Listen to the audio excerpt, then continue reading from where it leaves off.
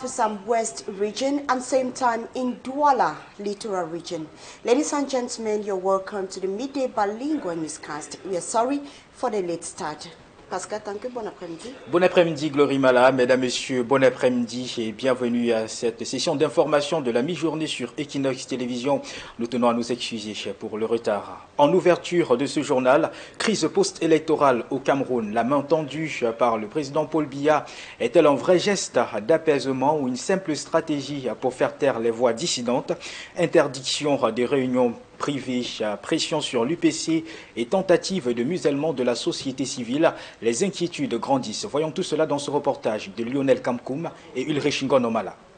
Liberté fondamentale reste menacée au Cameroun. Les pouvoirs néocoloniaux là, sont capables de venir vous sortir de votre chambre et dire il ne faut pas causer avec votre mari. Parce que vous avez parlé politique. Le 14 novembre 2025, une conférence de l'UPC a été interdite, alors qu'elle portait sur la restauration de l'idéologie du parti et la relance de ses activités. Moi, j'ignorais que même dans les domiciles privés, il était interdit de tenir des réunions qui concernent les partis. Le sous-préfet de Douala 5e, qui a fait notifier l'interdiction séance tenante, évoque des risques graves de troubles à l'ordre public et la non-déclaration de la dite conférence. Pour le docteur Aristide Monou, cette méthode fait partie de l'ADN du régime. Sans cette violence, ces régimes ne peuvent pas se maintenir dans le temps. Cette violence fait partie de leur ADN, c'est leur énergie vitale. De ce fait, pensez un seul instant que ce type de régime peut un jour renoncer à la répression, c'est postuler qu'il sera la branche sur laquelle il est assis. Au-delà de cette interdiction, des manœuvres seraient également en cours pour non seulement interpeller certains Camerounais dans le cadre post-électoral, mais aussi de museler les acteurs de la société civile, comme David Moukoudi et Philippe Nanga. Des agissements qui annoncent les couleurs du nouveau septennat, qui selon Roland Béchon ne sera pas différent des autres. Et c'est dommage encore une fois de plus parce que on se sera attendu à l'entame d'un nouveau septennat critique comme celui-ci qui a d'ailleurs très mal commencé, où les Camerounais ont montré leur ras-le-bol que les autorités en place puissent faire des choses différemment, que les autorités puissent intégrer ce mécontentement et qu'elles puissent améliorer, n'est-ce pas, la façon de faire les choses. Alors que le Cameroun reste sur les stigmates de l'élection présidentielle de 2025, selon les observateurs de la scène sociopolitique, les actes des autorités jettent un discrédit sur la main tendue de Paul Biya dans le but de rassembler et de restaurer la paix. En économie, un nouveau séisme financier autour du barrage de Natigal. 80 milliards de francs CFA déjà engloutis, 10 milliards à verser chaque mois, alors que l'électricité produite reste presque inutilisée, faute de lignes de transport opérationnelles. Une clause contractuelle oblige pourtant l'État camerounais à payer l'entreprise en charge des dits travaux. Voyons tout cela dans ce reportage que signent Josiane Gok et Donald Briskanga. Le gouvernement le cite comme une référence, mais le barrage de Nachigal vient d'entrer dans la liste des projets à scandale au Cameroun. Entièrement livré en mars dernier, l'essentiel de la production de cette centrale n'arrive pas complètement dans les ménages et les entreprises. Et pourtant, l'État paye par mois depuis mars 10 milliards de francs à son constructeur, la Nachigal Hydropower Company. D'après le contrat signé avec ses partenaires, dont le français EDF, la Banque mondiale ou encore la Banque africaine de développement, le Cameroun devait se porter garant en couverture des NEO, le distributeur, et régler les factures de l'énergie livrée, même en cas de non-consommation en aval de la production. C'est la clause Take or Pay, régulièrement utilisée par les grands bailleurs de fonds. À l'état actuel, la Société nationale de transport de l'électricité, la Sonatrel, investie de la mission de construction des lignes au compte de l'État, dit avoir livré le premier poste de Nyom 2 menant vers Yaoundé. Celui prévu en direction de Douala est encore en chantier. Les spécialistes interrogent la pertinence du choix opéré par le gouvernement. Nous avons un peu plus de 200 MW qui sont, n'est-ce pas, un peu gaspillés. Par contre, si on avait fait Nachigal Douala, à partir du poste de l'Obaba, Douala nécessite sensiblement 280 à 300 MW. Nous aurons un peu moins d'énergie en perdition. Dans un communiqué, La National Hydropower Company a su avoir rempli son contrat, y compris en préfinançant la ligne d'évacuation vers Yaoundé.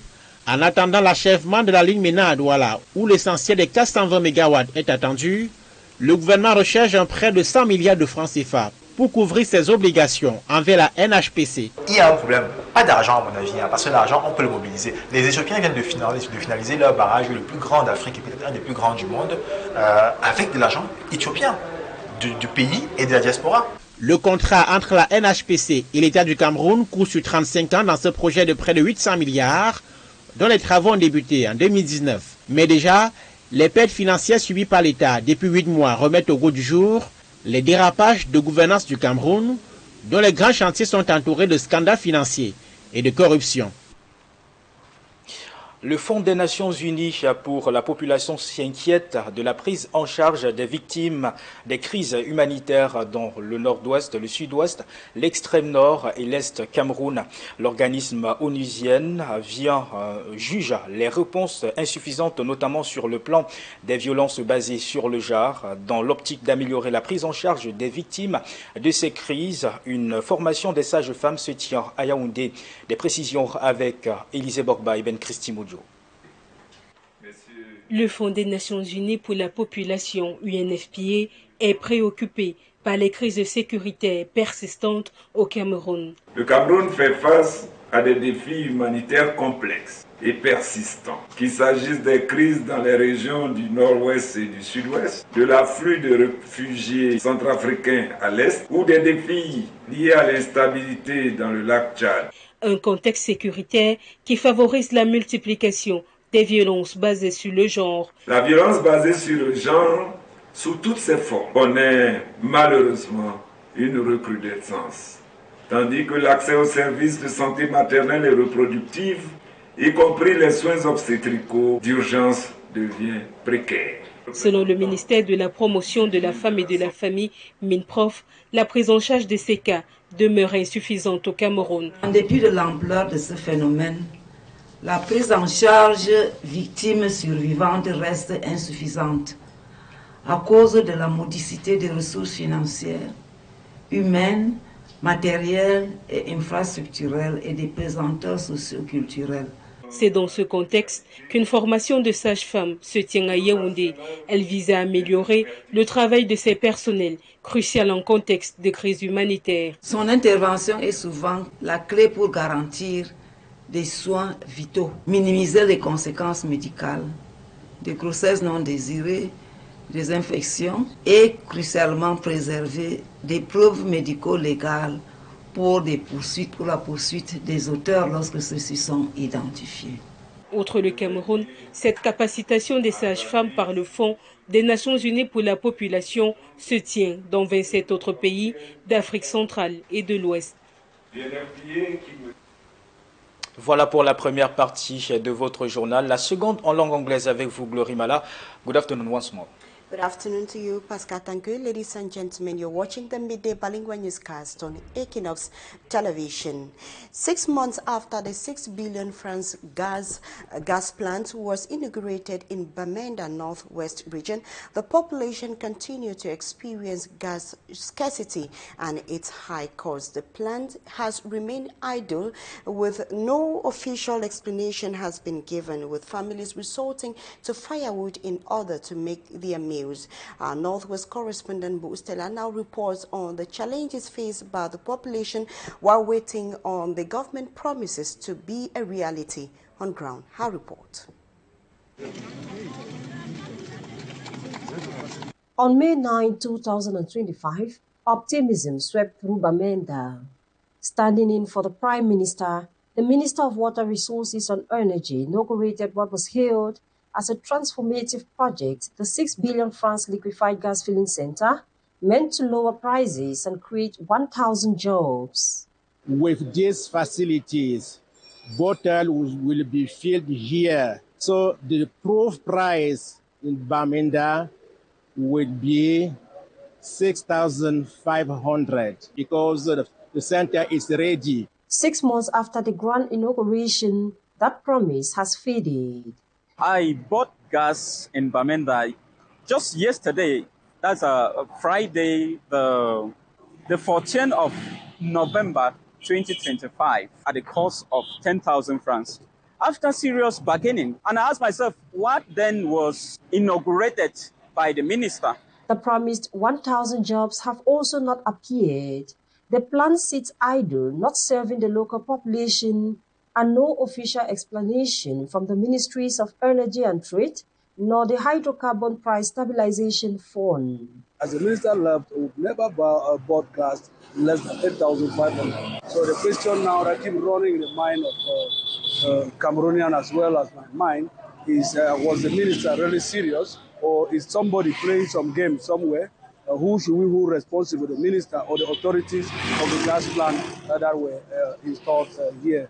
If the minister came and inaugurated a project that has not been completed, then it means it was a political move. It wasn't a policy that aimed at, relieving the Cameroonians in this part of the country from the stress they are already going through as far as getting cooking gas is concerned. With gas prices rising and confidence falling, many households are turning to firewood and charcoal, alternatives that carry environmental risks.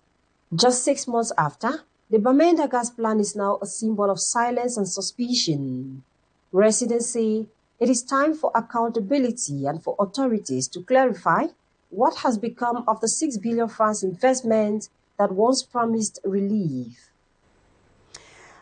Bako Ivor Mutake, the Meme Divisional Delegate for Basic Education, has promised to deal with absentee teachers when a student or school children brave all odds in order to be in their classrooms. He was speaking during a 1-week long tour in some primary school in the subdivision of Meme, during which he noticed limitations and some irregularities in some schools in that part of the country. More details with Innocent Aze. The tour that lasted for several days took the divisional delegates of basic education to the different primary schools in the Meme division of the southwest region. A tour deemed imperative at the time children in the conflict-hit zone are braving the odds to pursue their education fundamental rights. I went out these few days for the verification of the use of official textbooks in our various schools in Meme division and supervision of teachers, how far they have gone with their syllabuses, cross-checking of children's books. One of these children, some of whom have been out of school since 2016, wish to assimilate knowledge. The ineffectiveness of teachers is a hindrance. Teachers who are not in their stations in Koye subdivision, I just recently made an announcement whereby I'm calling of teachers who have been absent from schools to go back to their various schools. Concerned teachers are warned of a dark cloud dwelling upon them. If they don't go back, it is very simple.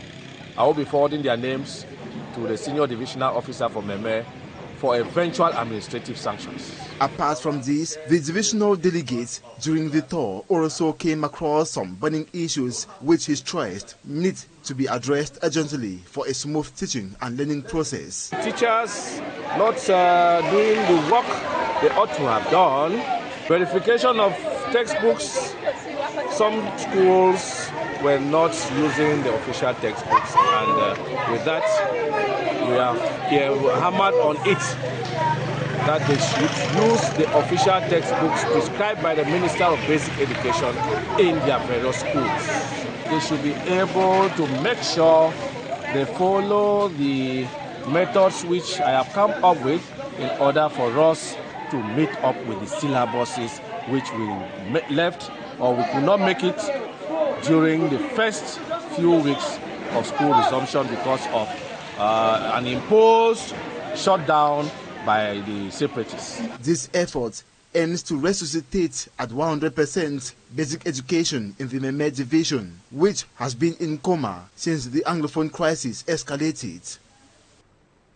In health, medics say about 10% of premature children are born each year in Cameroon, thus posing a great challenge to health workers. Challenges such as inadequate incubators, shortage of electricity supply, and limited oxygen in some hospitals. On the occasion of the World Premature Day, our reporter Esie Lucy Lengu spoke with a pediatrician at the Douala General Hospital on who a premature child is and compiled this report.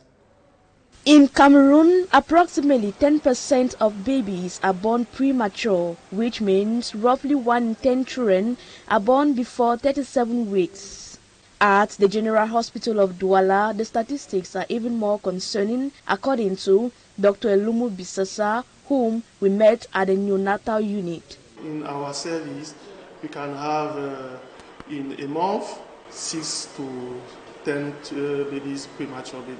One of such cases is that of Okoro, who has been at the neonatal unit of the hospital since October 22nd. She had many complications and now is stable. We are giving her only food to grow up. We are feeding her through the tube, nasogastric tube. Now she can take milk by mouth. Parents of preterm babies face significant emotional and moral challenges. For instance, we met Mariam at the neonatal unit while breastfeeding her son. She says she gave birth at 28 weeks, explaining that she managed the difficulties with the encouragement of the medical team. Several factors can predispose women to give birth prematurely, including maternal age, women under 17 or over 35 years, pre-pregnancy weight, being underweight or overweight, lifestyle choices including smoking, drinking alcohol, and other factors. In our environment, it can be infection, genital infection, malaria, or urinary tract infection, and other factors on women can be hypertension and malformation of the uterus. Dr. Lumu further explains that if these babies are not well catered for, they are likely to face long-term health issues such as asthma and feeding problems. This is why they are kept in incubators, receiving round-the-clock care from experts. Respiratory system helps the child because the child, for himself, he cannot breathe. To raise awareness about preterm birth, a leading cause of infant death, and the challenges faced by premature babies and their families, November 17 is observed as the World Premature Day. Dr. Elumu has this message for families. The message I can give for parents, it is prevention. It is the way we can combat prematurity. Prevention means that if you get pregnant, go to the hospital and do tests, and they follow up you are pregnant. Children born before 37 weeks require specialized care, including protection from infection, frequent specialized feedings, ideally breast milk, a safe, warm environment.